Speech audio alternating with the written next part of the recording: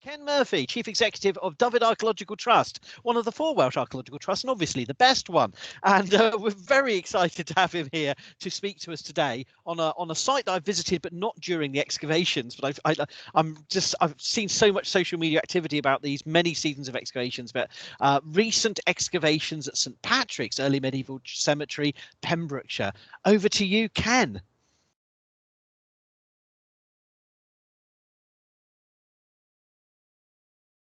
One minute, your sound is off. Am I there now? Yeah, you are now. Look, can you see my screen? I can only see you now. Oh, right, okay. So I need to share screen again, which is here and there, I hope. Fantastic. Yep, right. Hooray, we're there finally. You are go. Teething troubles. Never mind. Okay, so there we are. There's our first slide, basically. It says exactly what its talk's going to be about on the tin, as it were, and just the various sponsors and people who have funded the excavation. So I won't delay much more and just go straight into it. And there we are. So St Patrick's Chapel, it's right in the far west of Pembrokeshire, near St David's, right on the beach at White Sands Bay. And if you've ever been there, which many people have, it's one of the busiest and most popular tourist beaches in Wales. And just a bit about what we're looking at. So it's an early medieval cemetery. It's a long, well, later in its sequence, it becomes a long kist cemetery, which are very well known, these types of cemeteries, not just in Pembrokeshire, which you see a distribution map here of the known cemeteries, very much a coastal distribution, thought to date from about the 6th century through to the 11th century or so. And it's a very similar distribution in northwest Wales and the Llŷn Peninsula, coastal one, and into Cornwall and into Brittany. And you also get these long kist cemeteries up into Scotland and Ireland as well. So very much a sort of Atlantic coast phenomenon. And just a bit about what they are and what they look like on the ground, and a bit of other work we've done. And this is one we did some work here. It's rather a strange slide, shows a few holes. But this is Brown Slade Barrow, quite a well-known early medieval cemetery, partly excavated in the early 20th century. And rather unfortunately, a few years ago, some badgers got into it and made their home there and turned up this sort of stuff, human bone, they brought to the surface. It looks like a bit like a sort of a massacre site. So here we actually did some excavation. It's on a MOD, Military of Defence land, and so the Ministry of Defence built a sort of artificial separate little badger house set some distance away, persuaded the badgers to move out, and we excavated the affected area. And this is on the right what a long kist grave looks like. That's with the capping stones removed, and you see there extremely well preserved skeleton in windblown sand. And St Patrick's Chapel is also in windblown sand, and that is very conducive to very good bone preservation. What you find in most of these long kist cemeteries, particularly in Western Wales, is that they're not on windblown sand, just on what you might call normal geology, and which is very acid soils, and the bone rots completely. So many of those long kist cemeteries on that distribution map I showed are just simply long kists with no bone surviving whatsoever, just empty kists. The photograph on the left is what happened when a badger gets in there and makes a little home in a long kist, and has actually removed all the bone and brought it to surface. They make ideal little badger houses, these long kists. So back to St Patrick's Chapel. There we are. The site itself is surrounded by that orange fence, just to give you an idea where it is. You see a nice big beach there, and you can see it's lovely and sandy. But if you'd been there in 2014, early on in 2014, there were some very big storms that year, and those storms stripped the sand completely off the beach there. Great to the great consternation of the tourist authorities, which they were extremely worried about what's going to happen to the tourist season, with people coming down to see the white sands of White Sand. and there's not a speck of sand there. But it did come back. It took several months for sand to come back, but it did so. But on the bottom photograph, that's the actual site itself, St. Patrick's Chapel. And what had happened about 2004, the Pembrokeshire Coast National Park, who actually owned the site, had armoured it with big boulders to try and protect it. Those boulders were stripped away one night by a storm. They went straight back and put all the boulders back again, and then the next night they were again stripped away and actually disappeared. So at that point it was decided we actually couldn't protect the site physically, and the only real way to do so was to excavate it.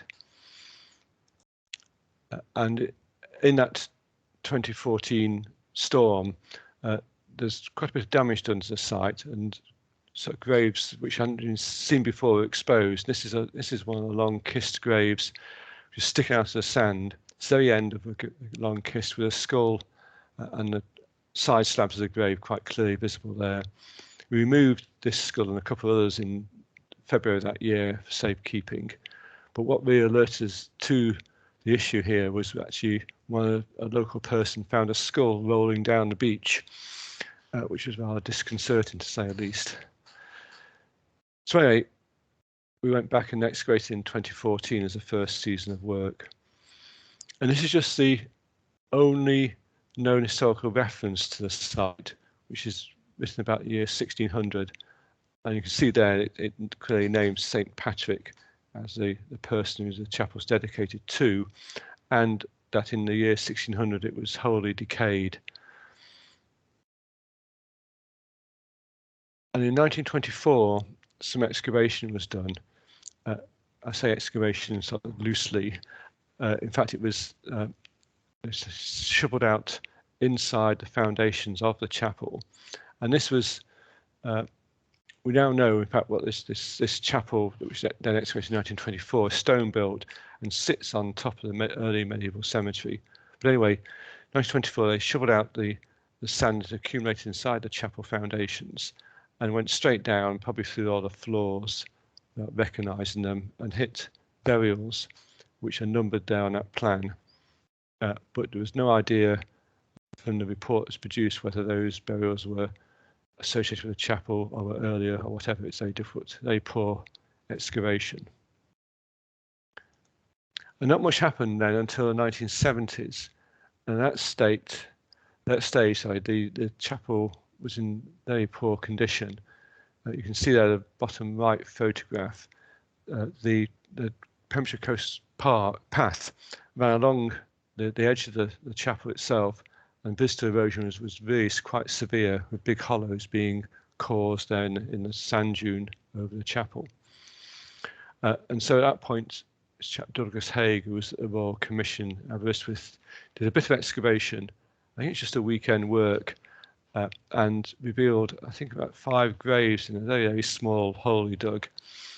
And he wanted to return, but he never did.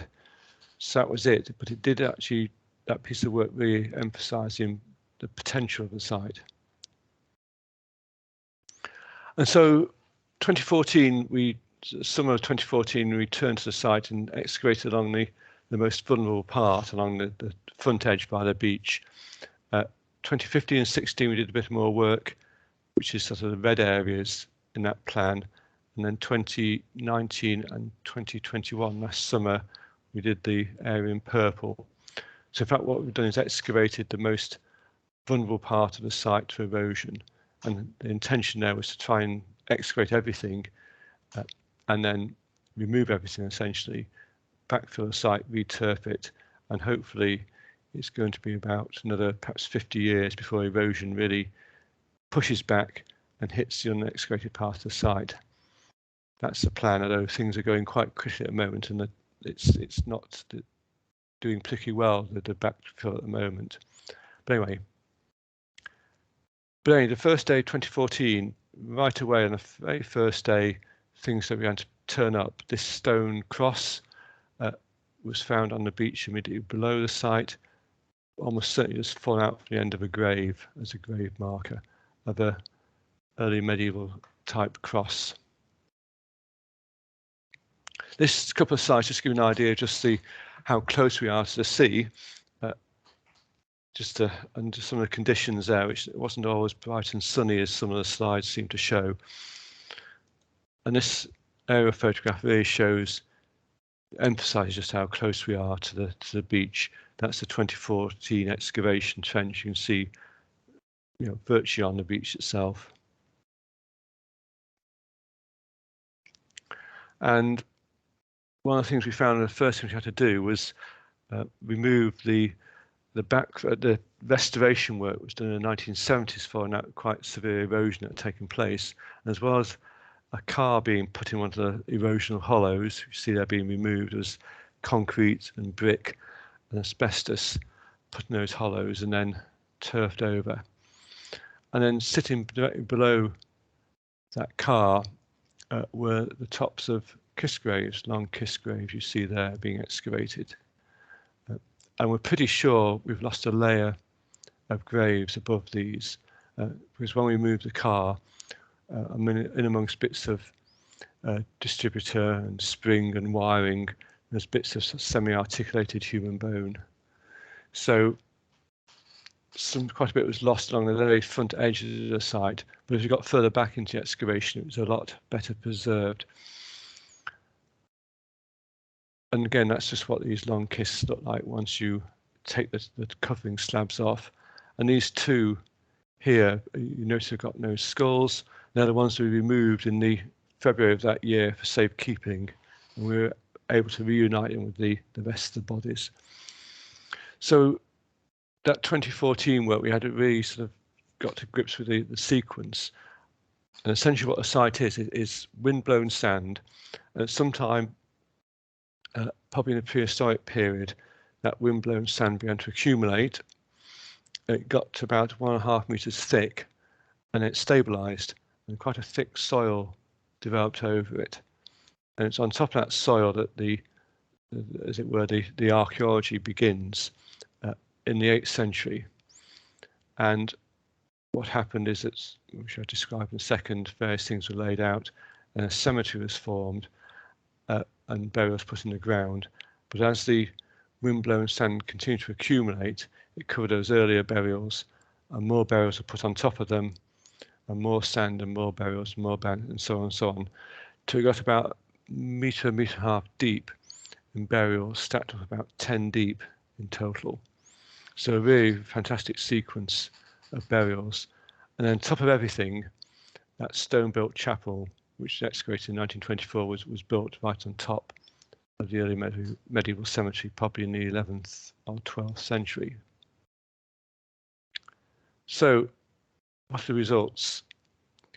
So this is the earliest recognised feature of the site, which is this oval stone-built enclosure, about 4.5 meters across, and with a central rectangular feature structure. And we've kept calling things different things. It's a central rectangular feature. We first call it a grave, but it's not. Then an altar, and then a shrine, and a cenotaph, and a prayer station. But really, it's probably best for just got a rectangular structure at the moment. We see that sits centrally in the oval enclosure, and the entrance to the enclosure is at the top of the slide, facing directly west onto the beach itself. All the other hollows you can see there are later graves. We can say a bit more later on. And this oval enclosure was never more than 1 or 2 courses high in stone, so it wasn't a building of any description. And it dates to the 8th century. So this is the first thing on the site, the first real sign of human activity. There's just a plan of it with the rectangular structure there, and a wall built onto the north side. The entrance was of interest, and you see it there, top left-hand photograph. It was also like a style, an upright boulder, which had been hardly polished on the top edge by people climbing over it in the 8th century. So quite people were going into the centre of this enclosure.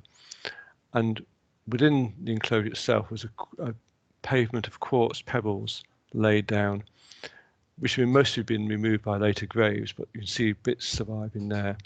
So you'd have a oval enclosure, central rectangular feature, quartz pebble pavement around it, and an entrance into it facing directly onto the beach. And it's really this rectangular structure which is most fascinating.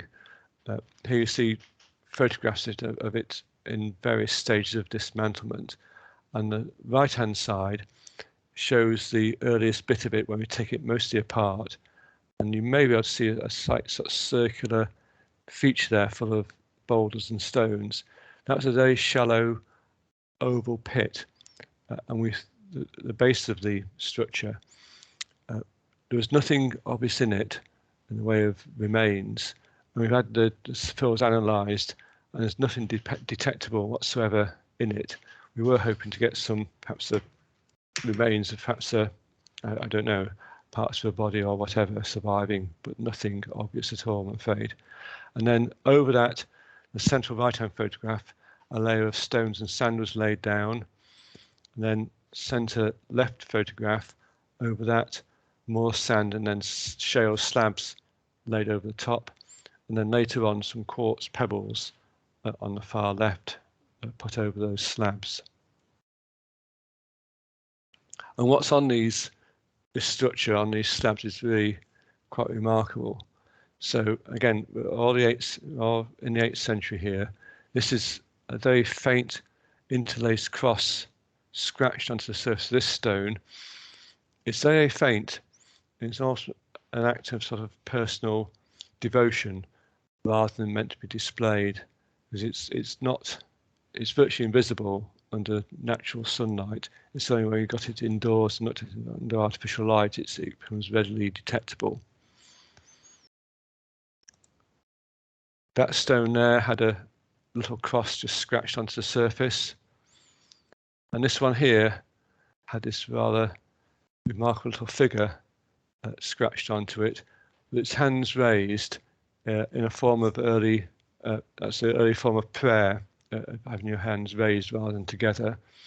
A little cross roundel at the bottom, some sort of checkerboard design on it, and a possible inscription, which we can't really make out any sense of at the moment, but perhaps we can do in the future when some more specialists look at this.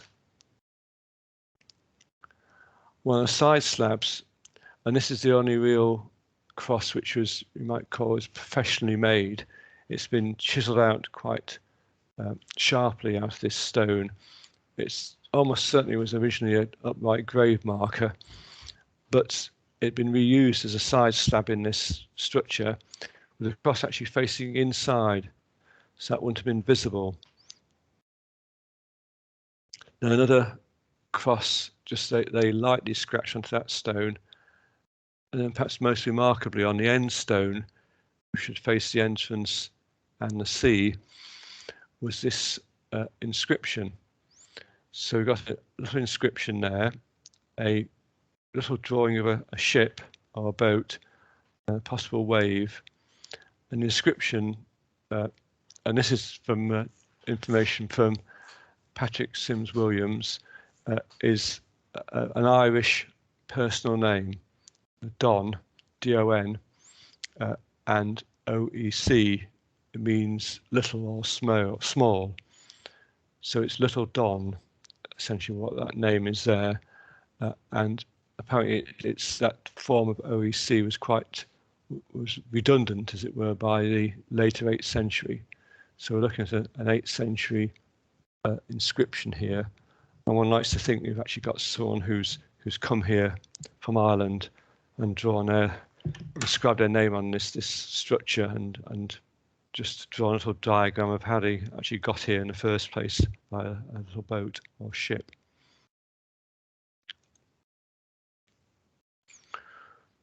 As part of that general event of building this enclosure, not soon afterwards, that various activities took place. This is of these purple areas on this drawing here, and this is activities which are associated with craft working and occupation.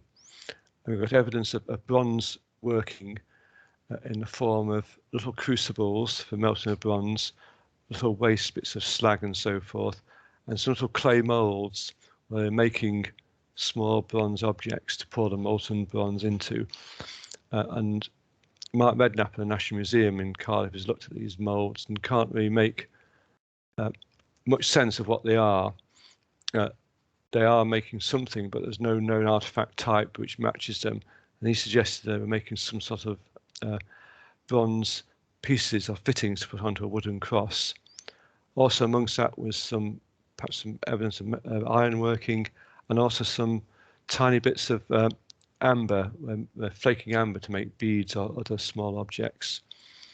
And also then occupation material in the form of some charred grain, wheat, barley and oats, and lots and lots of animal bone, burnt animal bone, another animal bone, which I can say a bit more later on. So a whole range of activity is taking place here. But it looks as though it's extremely short-lived.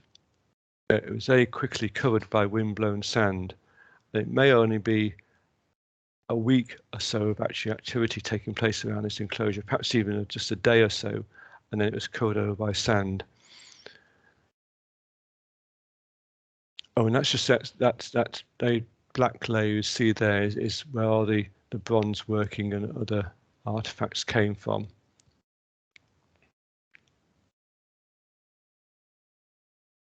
And what happened is that wind-blown sand started to cover the oval enclosure and the central rectangular feature. But before it's completely covered, these quartz pebbles are placed over it, and also a stone which had scratch marks which looked like a gaming board placed on it. And it may well be that people who are visiting this site in the 8th century were placing these quartz pebbles on this structure, just as people do nowadays in other religions.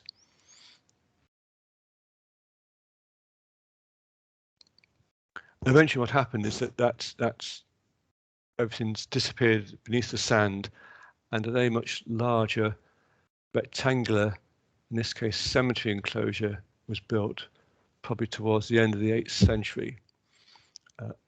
And up to this point there have been no burials on the site, but from now on that's what we get. It becomes a cemetery, and it may well be that earlier over enclosure, the rectangular structure, was beneath sand, but not entirely forgotten.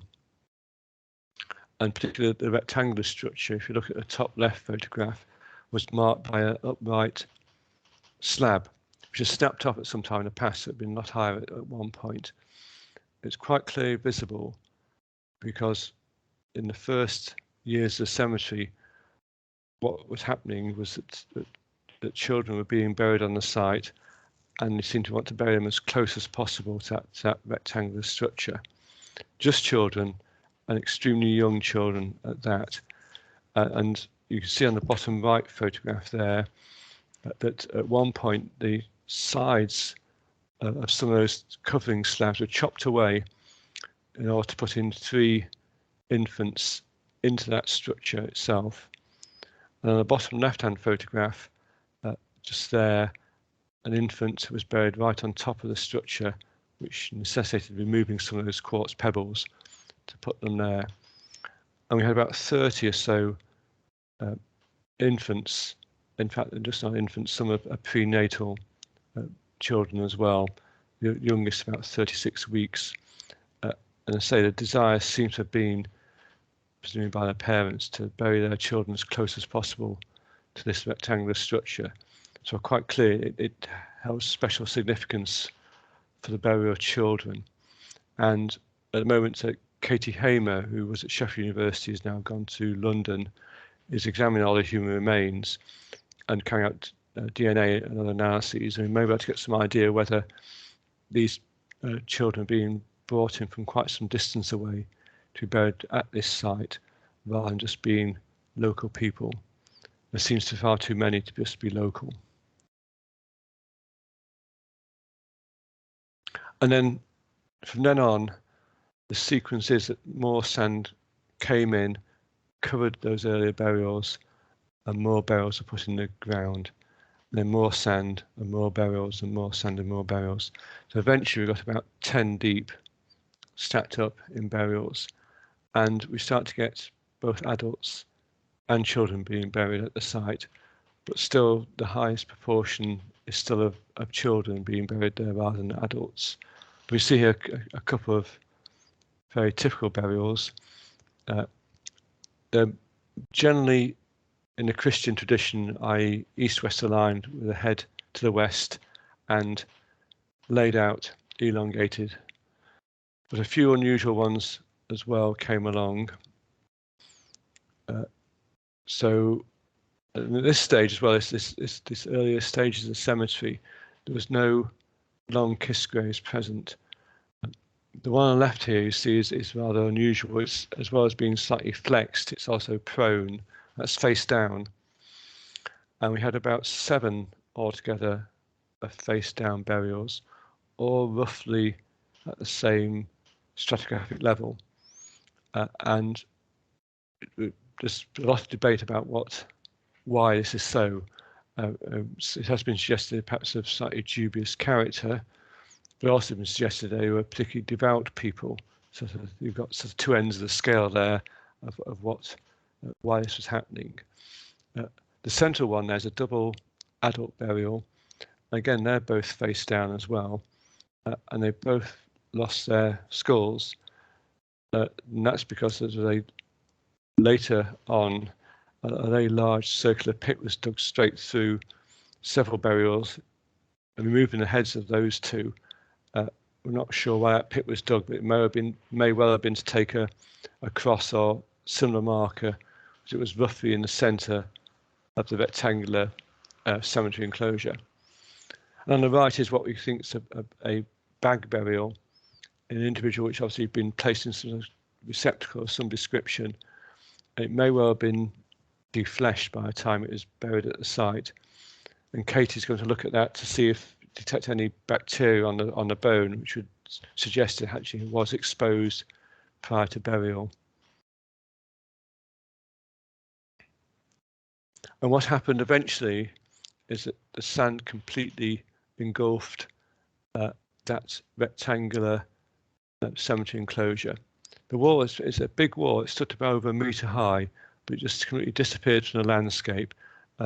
And at this point, sometime perhaps in the 9th century, perhaps towards the end of the 9th century, the first long kiss graves begin to appear. And at that point, the cemetery, as well as expanding sort of upwards as it were, also expanded sideways in all directions. So it's getting bigger and bigger now. But the area of the rectangular enclosure would be apparent in the landscape as like a raised area, a plateau in the landscape. And this is one of the best, as it were, one of the better burials we had, kiss graves. So it has this upright cross marker stone still in situ at the west end of the grave, you see on the left-hand side photograph, with the grave covered by flat slabs of stone. The kist itself is a bit lower down in the centre photograph. You see the top of the kist, and when those slabs are removed, the burial was just there. There was no need to do any cleaning up of it. It was just as it was, and that's of a young woman with a fetus there. So presumably she died in childbirth. And the reason why that cross survives is simply because it was very much covered with sand very quickly. And if you look at the top edge of that cross, you can see it's damaged. And one imagines that the very top was just poking through the sand and getting kicked around a bit and scuffed about, breaking the very top edge off.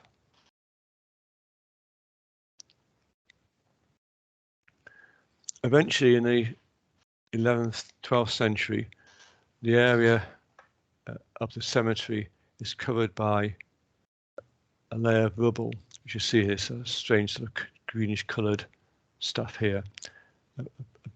Quite chunky rubble covering what had been roughly the area of the rectangular cemetery enclosure, and a stone-built chapel constructed, which is the one which was excavated in 1924, which you see here at the west end of. It had a west-facing entrance, and that caused quite a few problems simply because wind-blown sand would come into the chapel as it faced directly west, that entrance. And so eventually the attempts to try and prevent the sand getting in, there were sort of various steps and upright stones placed on the threshold. But at one point they decided to abandon the idea of trying to stop the sand coming in there and block that entrance, and built a new entrance on the south wall. And at this stage, burial still continued, but they're much different from the previous ones. In this case now we're getting back just to children again, but the graves themselves were very unusual, which I'll show a few examples in a second.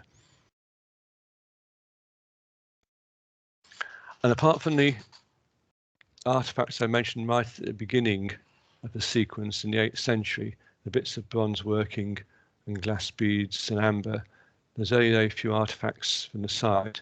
But this is one notable one, this very fine bronze pin made in Dublin in the 11th century, probably more towards the end of the 11th century, very distinct type.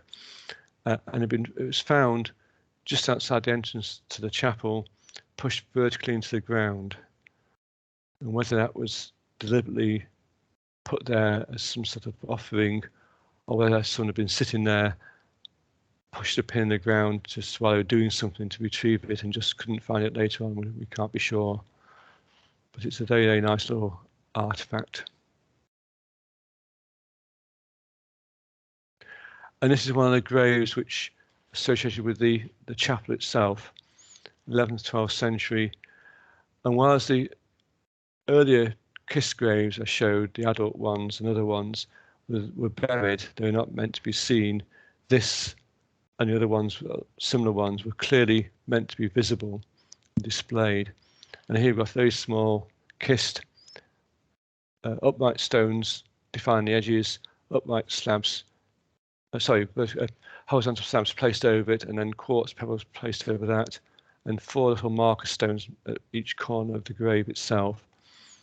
And we had about 5 or 6 of these in total, then a couple more which actually had limpet shells rather than quartz pebbles placed over the top of them.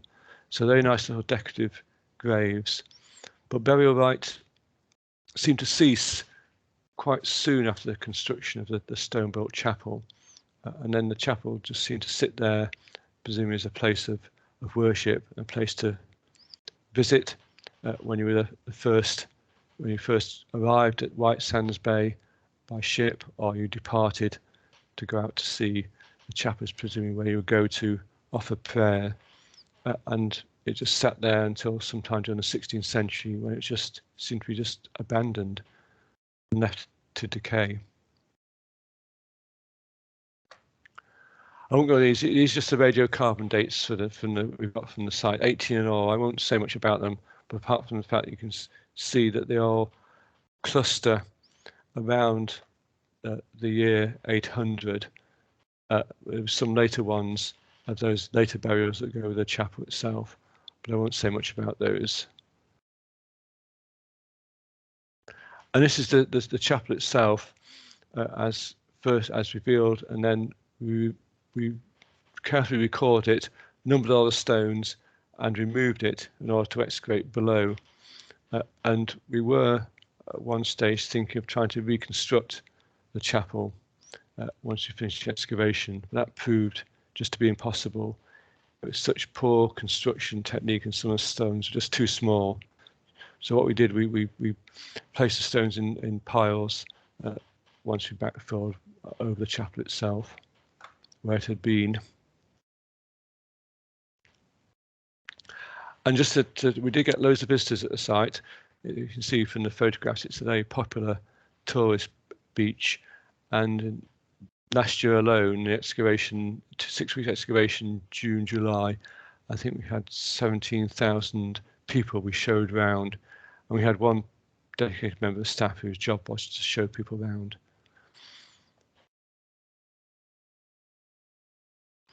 And I mentioned earlier that Katie Hamer from, formerly at Sheffield University, has been looking at the human remains for various aspects of them. They are extremely well preserved human remains. It's very unusual to get the remains of children surviving at all. They are usually the first ones to rot away, but the bones of most of them were extremely well preserved, even down to the finest finger bones. We were able to recover, because it's in windblown sand, we things like skulls, we lifted whole and then sieved all the sand in and around them, those skulls, and even be able to recover the ear ossicles, those tiny little ear bones. And apparently we didn't realise at the time, but for DNA analysis, what the specialists who do that sort of work really like are the ear ossicles to do DNA analysis. So I think for almost all the skeletons, we recovered the ear ossicles, which is an extremely rare thing to do.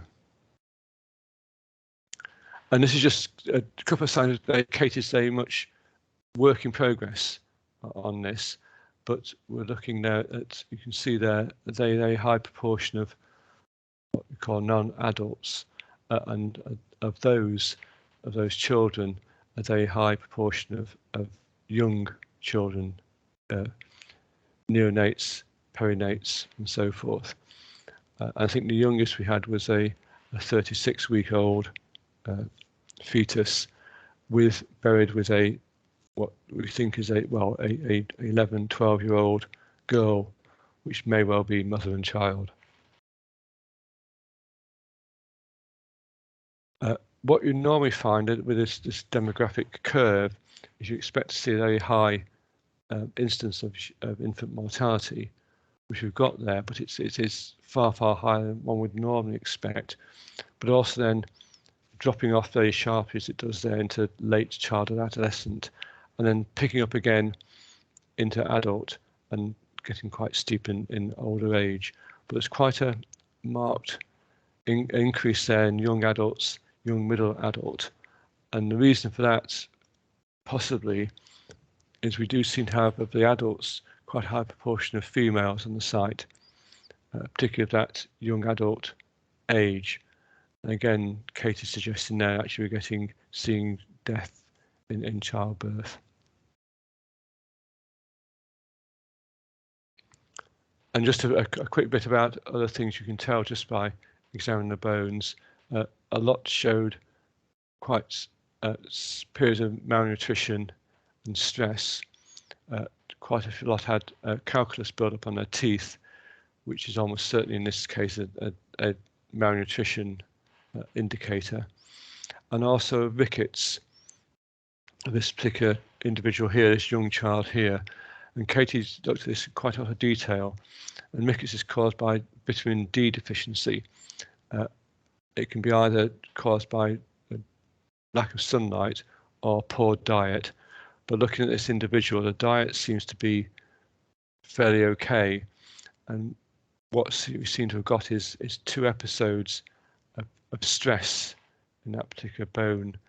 And Katie's suggesting what you got here is a result of a child being wrapped up quite tightly, perhaps during the winter months, so not getting any sunlight, and so actually suffering from vitamin D deficiency, which has led to rickets, which is difficult to believe that you actually could do that in such a open space as St. Patrick's Chapel area, where you're just getting so much basically open air and sunlight. That seems to be the case. I mentioned the animal bone,